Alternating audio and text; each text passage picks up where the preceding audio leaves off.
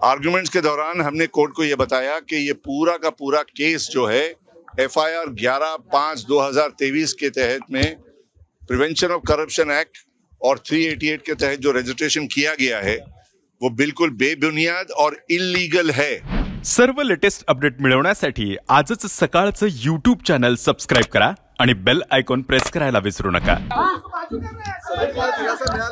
Bombay high court के अंदर जो हमने क्वॉशिंग की पिटीशन डाली थी, हमने सुबह को 10 बजे मेंशन करी और बताया कि ये एक अर्जेंट मैटर है। 2:30 बजे कोर्ट ने उसको रखा, सर्विस करने को कहा था। CBI को सर्विस हो गई, NCB को सर्विस हो गई। दोनों डिपार्टमेंट की तरफ से उनके वकील और ऑफिसर्स कोर्ट में मौजूद थे। आर्गुमेंट्स के दौरान हमने कोर्ट को यह बताया कि ये पूरा का पूरा केस जो है FIR 11/5/2023 के तहत में प्रिवेंशन ऑफ करप्शन एक्ट और 388 के तहत जो रजिस्ट्रेशन किया गया है वो बिल्कुल बेबुनियाद और इल्लीगल है, क्योंकि section 17A prevention of corruption act के तहत जो भी इंक्वायरी और इन्वेस्टिगेशन जो करनी है उस तारीख से करनी है 4 महीने के अंदर। जिस तारीख को पब्लिक सर्वेंट ने एक पर्टिकुलर केस के अंदर गलत डिसीजन लिया था, जिस गलत डिसीजन की बुनियाद के ऊपर डिपार्टमेंट को यूं लगता है कि भाई प्रिवेंशन ऑफ करप्शन एक्ट के चार्जेस लग सकते हैं। केस जो है कॉर्डिलिया का वो अक्टूबर 2021 का है। तो वैसे अगर तुम देखा जाए FIR के अंदर मिस्टर कपिल जो कि NCB के ऑफिसर है, जो कि कंप्लेनेंट है, उन्होंने ये कहा है कि 94/21 केस नंबर 94/21 जो कि 2/10/2021 को रजिस्टर हुआ था, उसी केस के सिलसिले में समीर वानखेड़े ने कुछ गलत डिसीजंस लिए।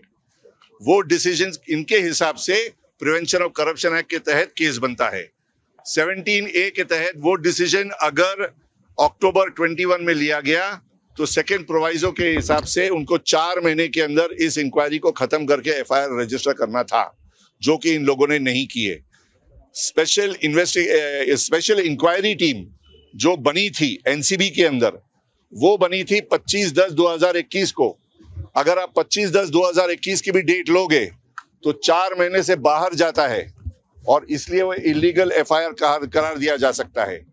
तीसरी बात, कैट के अंदर, सेंट्रल एडमिनिस्ट्रेटिव ट्रिब्यूनल के अंदर, जहां पर इन लोगों ने उस रिपोर्ट का रेफरेंस किया, वो रिपोर्ट की तारीख है 16 जून 2021 16 जून 2021। 16 जून 2021 की भी अगर तुम डेट लो तो उस रिपोर्ट से 4 महीने के बाहर ये पूरा FIR पड़ता है। ये सारी की सारी दलीलें कोर्ट के सामने रखी गई है।